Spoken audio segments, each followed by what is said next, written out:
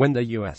Senate took up the final tax bill Tuesday, more than one-quarter of all GOP senators were voting on a bill that includes a special provision that could give them a new tax cut through the real estate shell companies, according to federal records reviewed by International Business Times. The provision was not in the original bill passed by the Senate on deck. It was embedded in the final bill by Sen. Orrin Hatch of Utah, who is among the lawmakers that stand to personally benefit from the provision. In response to Democratic lawmakers who have slammed the provision as a lobbyist sculpted giveaway to the rich, Republican Majority Whip John Cornyn promoted on Twitter a column by Ryan Ellis, a registered bank lobbyist who has been working to influence the tax legislation and who has defended the provision. More than a dozen Republican senators, along with the spouses, hold financial interests in over 30 real estate-related partnerships, worth as much as $117 million in total.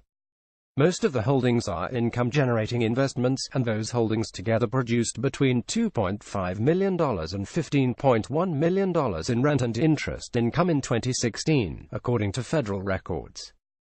IBT first reported on the tax carve-out, which allows investors in pass-through entities, including real estate partnerships such as LLCs and LPs, with few employees to deduct part of their income that passes through those partnerships.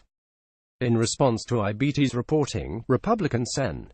Bob Corker, whose disclosure forms list up to $41 million in pass-through real estate partnerships, claims he did not know of the carve-out when he announced his support for the legislation on Friday, after previously casting the only Republican vote against the bill in the Senate, which did not then include the provision. In the face of a Twitter trending hashtag. While Republicans have argued the House version of the bill contained the controversial provision, experts have told IBT the provision appeared in the legislation only after the bill was finalized during House-Senate Conference Committee deliberations. The mechanism is completely new and can't be found in any prior version of the bill, Matt Gardner, a senior fellow at the Institute of Economics and Tax Policy, previously told IBT, because the provision was added by the conference committee. It is unlikely to have been fully priced into the revenue estimate, because the new provision was never subject to the benefits of crowdsourced analysis of all its implications.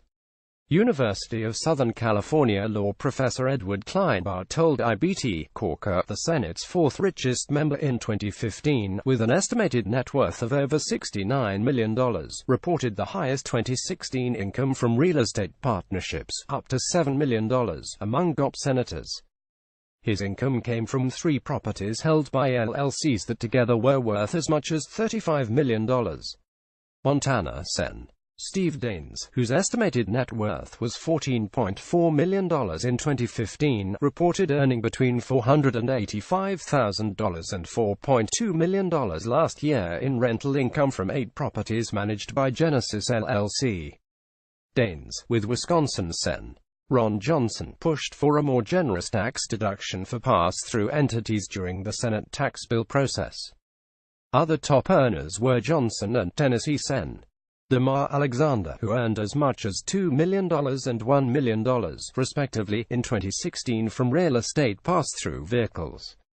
Elaine Hatch, the wife of the chairman of the Senate Finance Committee, who said Monday that he read the real estate tax break and disputed IBT's report that the provision had not been in previous versions of the bill, owns a stake in a real estate LLC worth up to $500,000 that generated between $5,000 and $15,000 of income from rent, royalties, interest and capital gains in 2016. Several of these senators were also top recipients of campaign cash from the real estate industry during the 2016 election cycle. Ohio's Sen. Rob Portman's campaign took in over $900,000 from real estate industry PACs and individuals. Johnson received roughly $780,000, and Georgia's Sen. Johnny Isakson got $520,000 from the industry. Beyond Republican senators, another major beneficiary of the provision could be President Donald Trump, who owns or directs over 560 companies, most of which are LLCs or LPs. Some lawmakers' holdings are in undeveloped parcels of land, and would not necessarily reap the provision's tax benefits when the bill becomes law.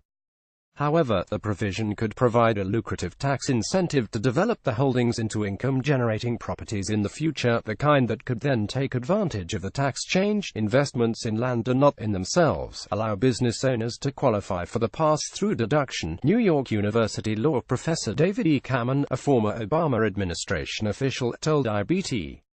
The new provision is based on amounts of property that depreciate over time, like buildings.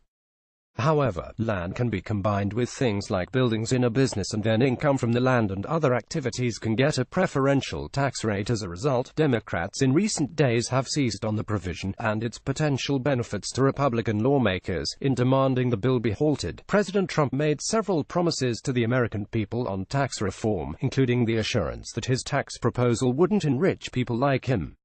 Democratic U.S. Sen. Tom Carper of Delaware told IBT in an emailed statement. Unfortunately, Republicans are rushing through a tax plan that does indeed enrich the wealthiest people in our country, including business owners like Mr.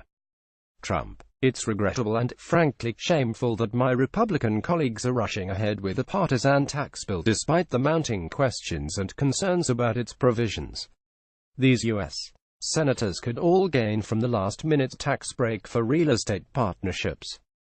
Photo: Alex Koch, International Business Times Update, 12/20, 6:25 p.m. This article originally included Sen. John Barrasso on the list of senators affected by the provision. His office has said the lawmaker recently divested from pass-through entities.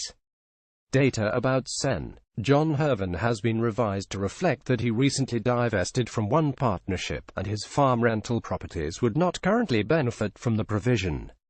After further reporting, additional Republican senators have been added, and the data has been revised to reflect these changes. The story also reflects that the Senate approved the bill Tuesday.